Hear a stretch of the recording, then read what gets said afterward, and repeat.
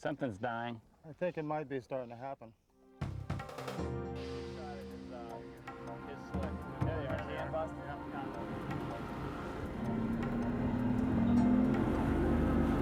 Kind of incorporates skiing and fishing together.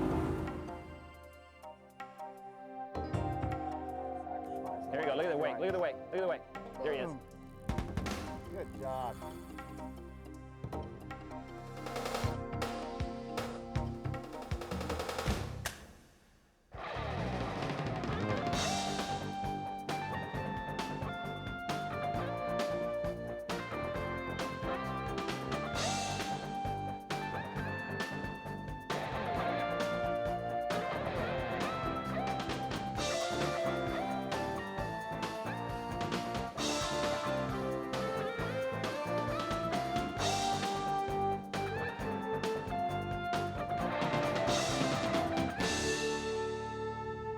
While sport fishing, raw pulling power is a sought-after resource. Now, there are a number of species capable of brute force, and a lot of times the catch won't appeal to your palate. But that's okay, because there are a lot of us out here for the pure excitement of a bent rod and a singing reel.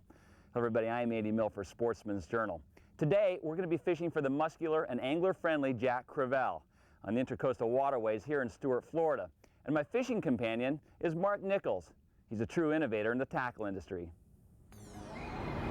Just make a noise on the surface. That's all you have to do. But how do you find them out here in this open water? I could see them at that boat if they were busting the surface. So you see the bait fish jumping and... We're going to go around the corner. No, we'll see jacks just going boom, boom, boom, boom, boom everywhere. They go bonkers. It's like the 4th of July kind of. It's awesome. Just look up in the sky and you see it happening. It'll light up. It will light up. Guaranteed.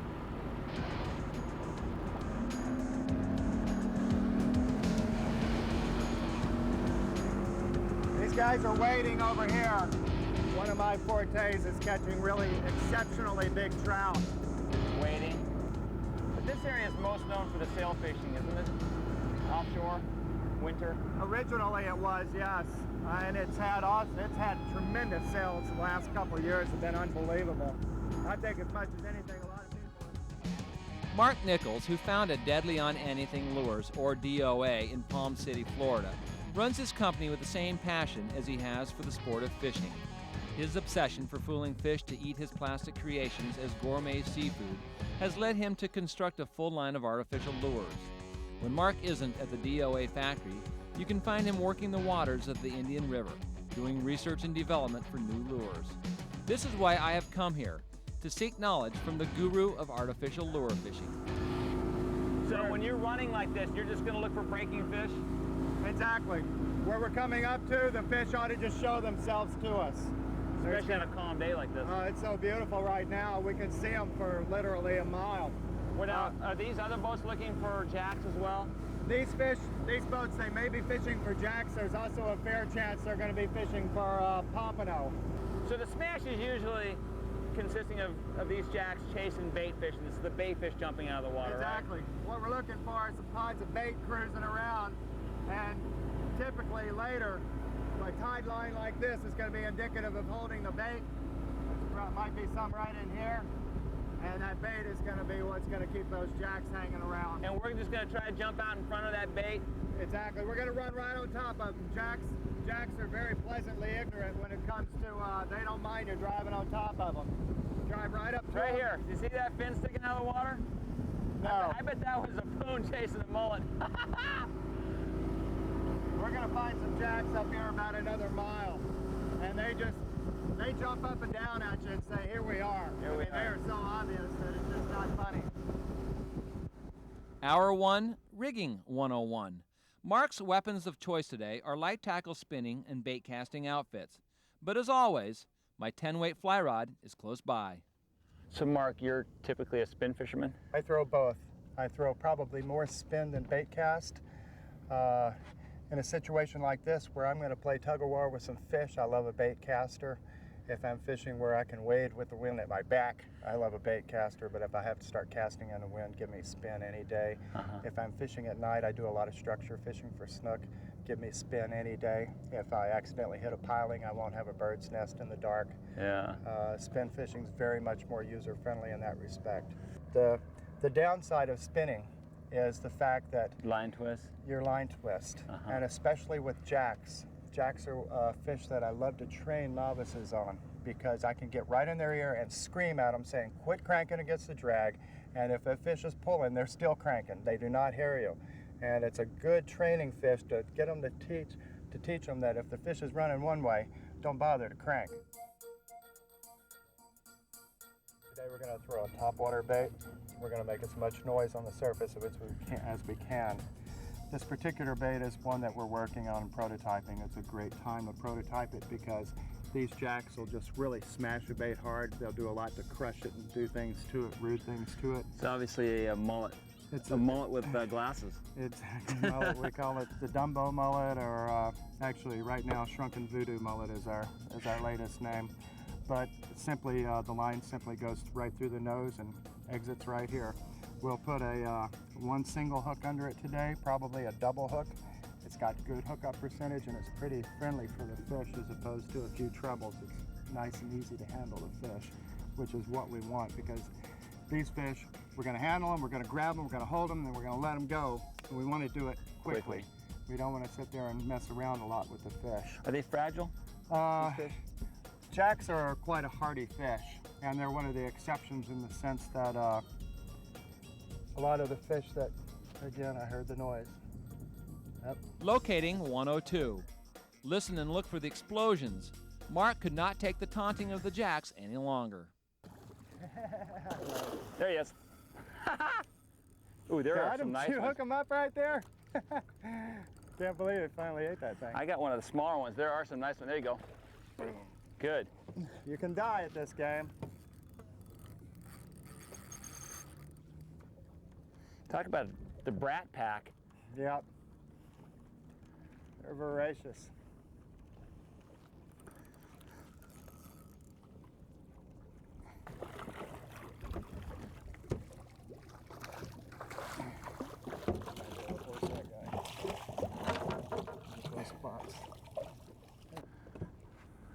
Yeah, I like the presentation.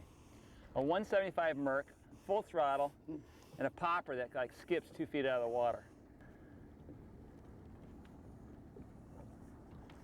Remind me to pinch these barbs. Jack Crevalle. Thanks, Mark. Hey, beautiful fins. Awesome. I love the yellow. I'm telling you, they fly. You ever go over to Homosassa and see those fish over there in the state park underwater? Giant schools of like 500 fish doing this big circle, and you're looking right at them eye level. It's a real neat thing to watch. Hey, you, grow up, would you?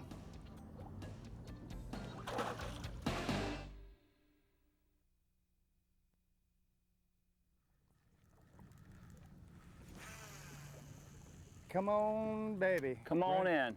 Run this thing down. Oh no, please don't eat me, Mr. Big Jack.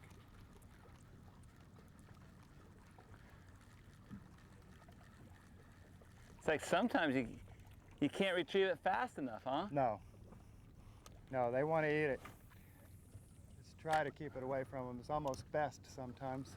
If you stop, usually they stop. Nothing fancy about this type of fishing.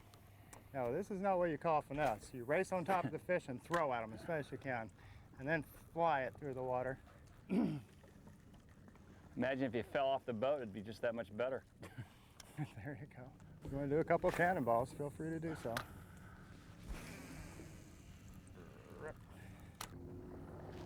Hello. You think maybe we ought to go over there? I think maybe.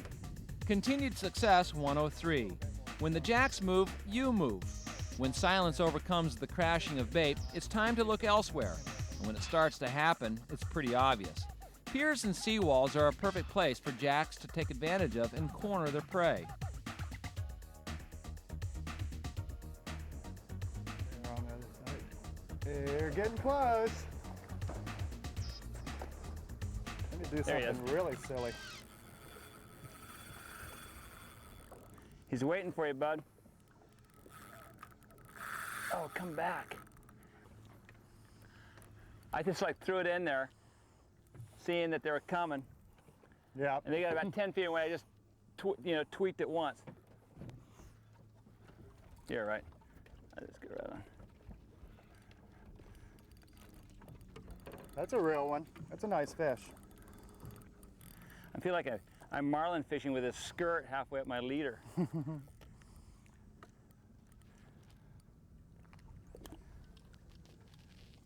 right, bud, come on.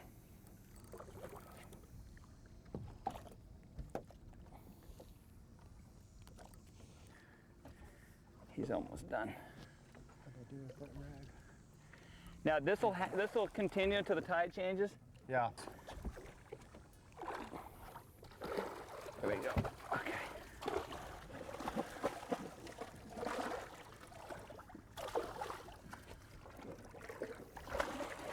So that's very important, huh?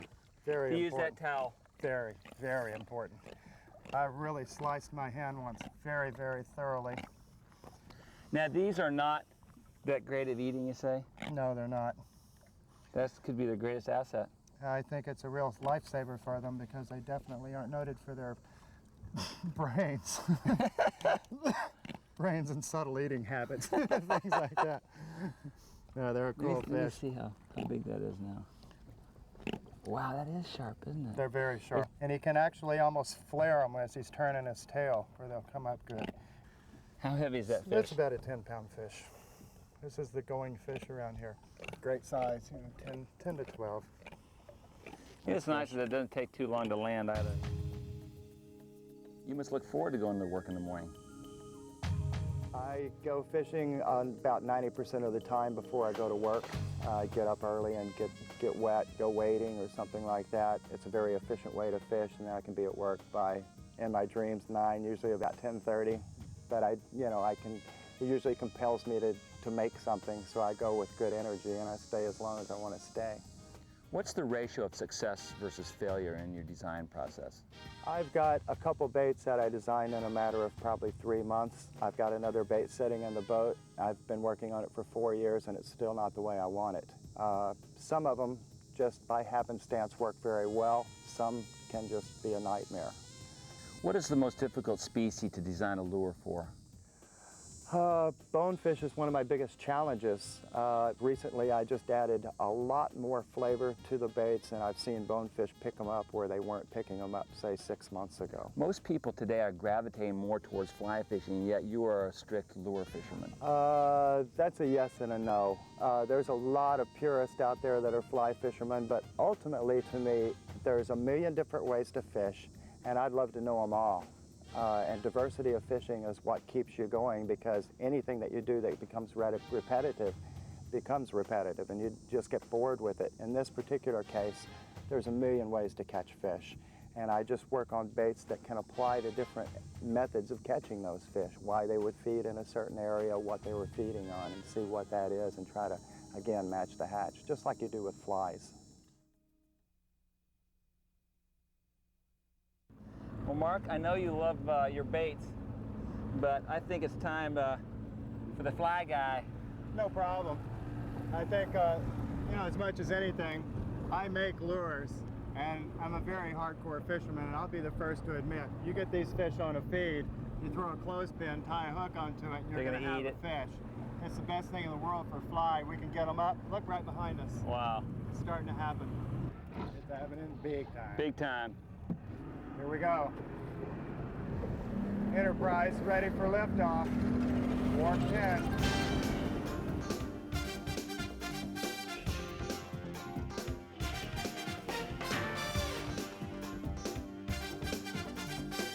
Come on, come on.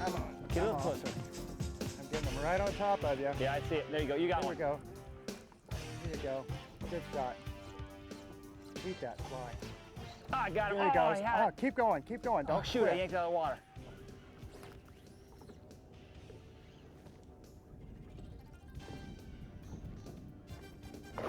Whoa! That scared me. There he is. Oh, come on. Come on. Come on. Oh, there he is. Oh. How wild is that? That's funny. They came out of nowhere.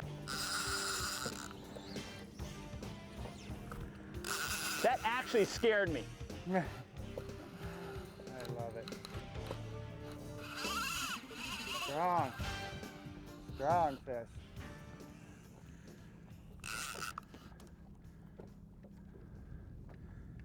They are strong.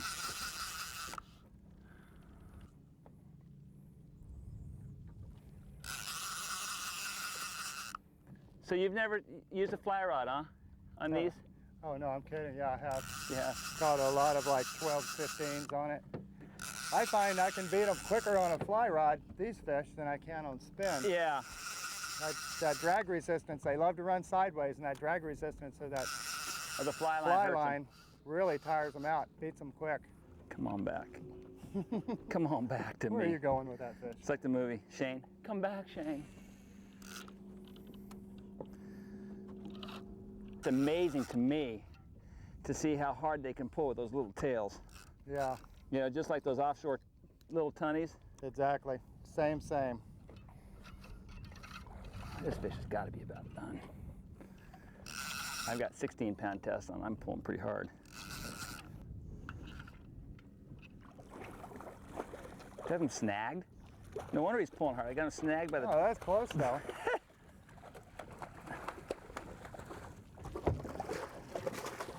There you fish. Well, I guess what so happens when they run in numbers, you're bound to get them one way or another. Exactly. You were in the proximity of his face. If it had been further back, you would have been fighting it for about a week. Beautiful. These little iridescent colors in the white is always so awesome. That's what the lure manufacturers are always trying to make, is that color right there. Is which color? Right here? Oh, the iridescent. Is that right? Iridescent, really reflective. It stands out, and it's a variety of colors just by just moving the different direction. That holographic glitter, I really like it a lot. How would you describe Jack Crevalle? The Jack Dempsey in the fishing world. They're just tough. They go for it. I was saying before, you can hook a fish, and while you've got that fish on, those fish may travel to the Bahamas and back. They're so energetic. It's unbelievable. And when they turn on like a light switch, and they just eat anything you throw at them. Very, very great fish to train people on artificial lures. What is the Jack Crevalle's greatest asset? Their ferocity, their great ability to take a bait, to go for a bait, to stay on a bait, and their competitive nature they're very much of a schooling fish, and they are very competitive. Who gets into a more frenzied state, the fish or the anglers? When the fish are busting around your boat, it's very difficult, no matter how seasoned you are, to sit there and say, oh, I'm calm, I'll tie this lure on slowly. Instead, you're going like this and going crazy, because they will really get your adrenaline going. Which do you like more, the surface action or the pull? Jacks deserve tremendous credit for their ability to pull. When I take novices fishing, I love to take them fishing for jacks, because it's a good fish to teach you how to deal with drag systems. They're a tremendous fish to teach you what a drag is all about and how hard they pull. It's a great, great thing to teach somebody, especially on spin, where they tend to twist the line real badly. You can teach them not to crank when the fish is pulling out. It's a good fish for that. It's crazy to see the Jack Crevalle as the same family member as the permit. Why is one so difficult to catch and the other so easy? Every fish has their own feeding patterns, and Jacks is go for it and eat everything you can. And in reality, you find permit in certain situations. I've caught them on my little terrorized jig-like bait numerous times. And you get them in that feeding pattern in a place where they're moving through, they'll eat small baits, artificials very readily. But then you find them on the flats, and you and I both know that can be a different animal. They can be very frustrating fish.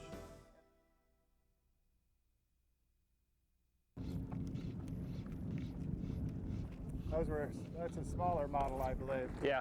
Nope, that's not. I got one. What a pack of fish. Oh.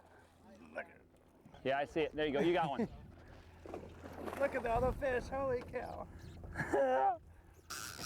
That was incredible. All I saw was a mass of yellow. Yeah, there's. Got into the backing quite quickly. I just got a glimpse of mine, about 15. What shoulders these fish have, huh? We need about 6 more rods, Andy. Just hook them all up, put them in rod holders. We're okay. Maybe step over it. I'll go. Let's do the dance, yeah. Oh, I love it. Man, there's some holes in here. Hey, come up here. You down there. What a sound, huh? I love it. That's about a 12 to 15. Nice fish. There you go. They take a while to get out there and do that holding pattern, you know? Yeah, yeah. Your fish may just be swimming with his buddies right now.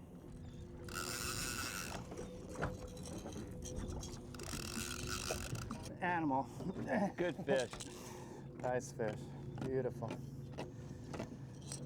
Say what? Thank you, sir. I don't know, it looked like a mullet. Okay, so it didn't look like a mullet, but you ate it anyway. How big do you think that fish is? About 15, Andy. They're running the packs of the same size, don't they? Yeah, they'll travel in packs. Big old thick back on them. Heavy old fish. Graduation day. 1 down and 1 to go. As much fun as it was to see how well Mark's lures worked for him, I still enjoy the good bend of a fly rod. It's a good fish. It's got to be at least twice as big as yours. Oh, I'm sure. Since you paid for lunch, I'll go, okay, sure. Okay, sure. Especially when they're in the water, you know, 2, 3 times as big. It's going on 50 right now. Until you get them in your hand.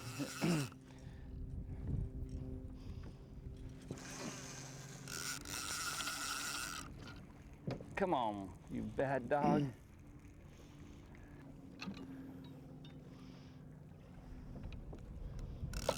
Look at this color. Big old fish. That's a 15 plus. I mean, see, I'm even really honest and say, hey, yeah, it is bigger than mine. Of course, it's not in the boat yet, but so far. You know, it's a combination of the tannic water and the yellow patina of the fish. Right. Really gives them that yellow glow. Mm-hmm. Fish with an attitude. Amazing how hard it can pull after all that. Very nice fish, sir. Good job. Yeah, gotcha. All right. Wow, that is a good one, isn't it? It certainly is. It's a beaut. How much bigger do you find them in here than this? 10 pounds more, pretty easy. Up to 25, something like that. I'd say this is a 18 to 20 pound fish here. You were speculating that these are pretty strong fish by the size of the holes they were leaving. Right. When you see them thrashing like that, you know they're like you say, serious holes, major league waters. Separation. Let me get a, That's your puller. here you go. Are these reaching far enough? Yeah, it's not far. Just right there in his tongue. 1 second, bud, and we're done. Good job, pal. All right. Beauty. Good job. What a nice fish. He's still got an attitude. It's unreal. Thanks, Mark. Life's good. I love to be on the water with a rod in hand, especially with someone as fun and ingenious as Mark Nichols. His passion for innovation has taken this sport to a new dimension. In my book, he has earned the distinction as the Dalai Lama of saltwater lure fishing.